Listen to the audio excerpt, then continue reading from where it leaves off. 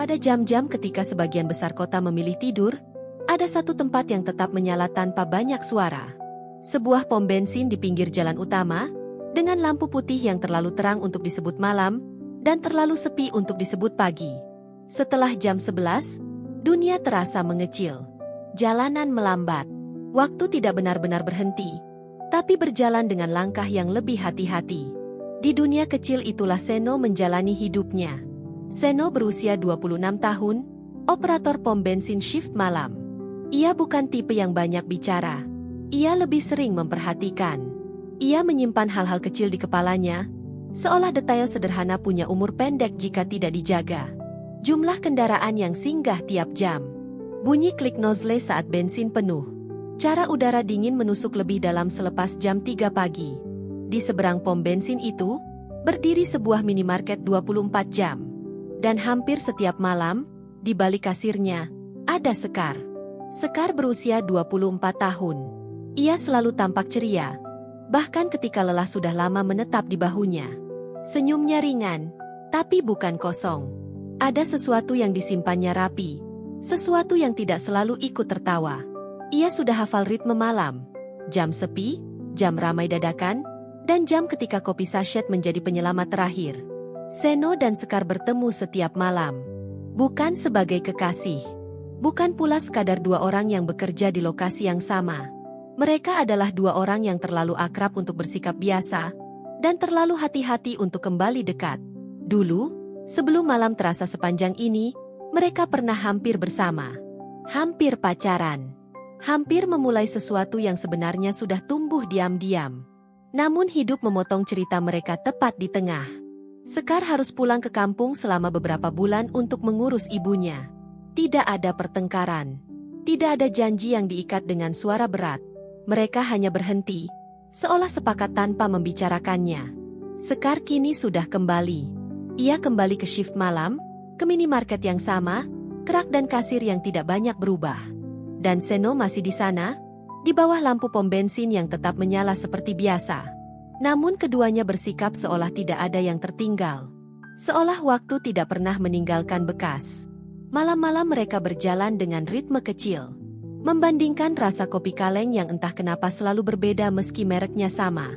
Menghitung berapa kendaraan yang singgah lewat tengah malam, hanya untuk mengisi sepi.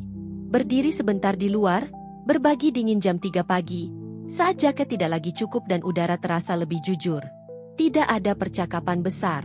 Tidak ada pertanyaan tentang perasaan. Namun Seno tahu, rindu tidak selalu perlu diumumkan.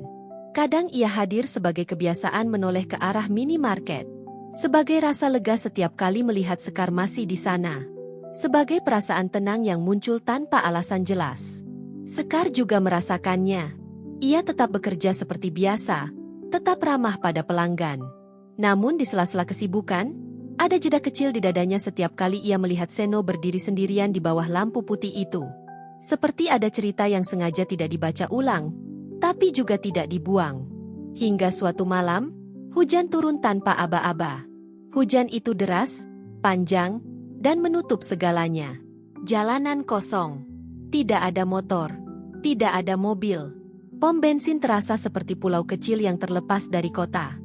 Hanya suara hujan yang jatuh bertubi-tubi dan lampu yang berdengung pelan. Dalam sepi yang terlalu utuh itu, Sekar keluar sebentar dari minimarket.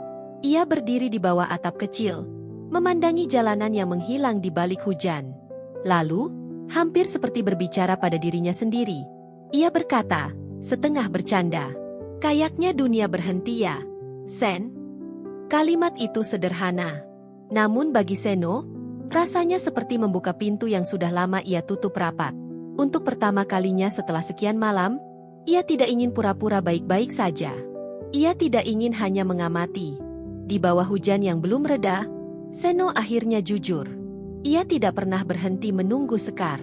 Ia hanya belajar menunggu dengan tenang. Menunggu tanpa menuntut, tanpa memaksa, tanpa memastikan apapun. Menunggu karena merasa ada yang belum selesai.